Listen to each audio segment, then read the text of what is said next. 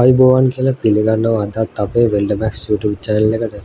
අද මම ඔයාලට අරන් ඇවිල්ලා තියෙන්නේ මේ වගේ තල්ලු කරන ගේට්ටුවක් හරියටම ඇන්කර් බෝල් ගහලා හයි කරගන්නේ කොහොමද කියලා. මේ තියෙන්නේ ඒ ගේට්ටුව මම කණුවට හේතු කරලා තියෙන විදිය. මේ කණුවට හේතු කරාට පස්සේ ලෙවල් එක අල්ලලා මේක උඩ ස්පේස් එක සමානව තියාගන්න. ඊට පස්සේ ගේට්ටුව දුවන්න හදපු වීල් එක මේ විදියට තියලා උඩින් පොඩි ගැප් එකක් තියෙන විදිහට තමයි තියාගන්න ඕනේ. ඊට පස්සේ මේ විදිහට තවු දෙක මාක් කරගන්න ඕනේ. හරියටම මුලින් ගේට් එක ලෙවල් එකට තියාගන්න ඕනේ. මේ ගේට් එක තල්ලු කරන වීල් එක හදාගන්න විදිය වෙනම වීඩියෝ එකක් මගේ channel එකේ ඇති. ඒක බලලා ඔයාලට වෙනම අදහසක් ගන්න පුළුවන්. මේ විදිහට තවු දෙක මාක් කරලා මේකට ඇන්කර් බෝල් දෙක දාගෙනම තමයි මම ගහන්නේ.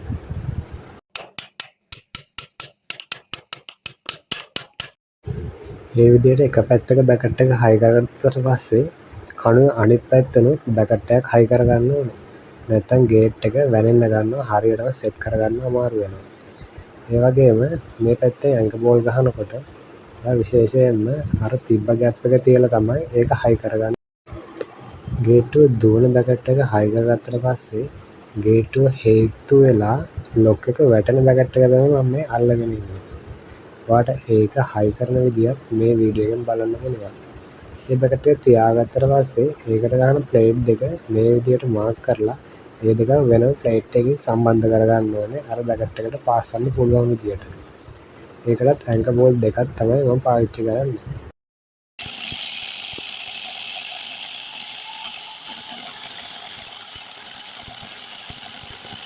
මේ තල්ලු කරන ගේට්ටුවට අපි එළියෙනුයි ඇතුළෙනුයි දෙපැත්තෙන්ම ලොක් එකක් දාන හින්දා මේ බැකට් එක තමයි මේක ගේට්ටුව ඇතුල් පැත්තෙන් මේ බැකට් එකට හේතු වෙලා මේකටම තමයි ඉබ්බ දාන්න හදන්නේ.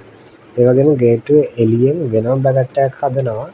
ගේට්ටුවේ ඉස්සරහා පැත්තේ මේ පේන ඔයාලට ඒ බැකට් එක මේ විදිහට බැකට් එක හදාගලා තව දෙක මාක් කරලා මේ බැකට් එකට ගේට්ටුවේ එළියේ වෙනම ඉබ්බ දාගන්න පුළුවන්.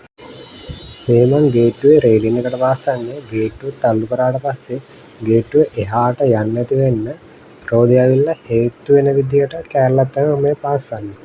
මේ වෙලාවේ වැදුනන් පස්සේ ගේට්ටුව එහාට තල්ලු වෙලා යන්නේ නැති වෙන්න අනිවාර්යයෙන්ම බැකට් එකක් ගහන්න ඕනේ. මේ විදියට උඩ වීල් 4 දැම්මට පස්සේ මේ ගේට්ටුව ඉතාමත් පහසුවෙන් ඕනනම් පොඩි ළමයෙක්ට මේක තල්ලු කරගන්න පුළුවන්.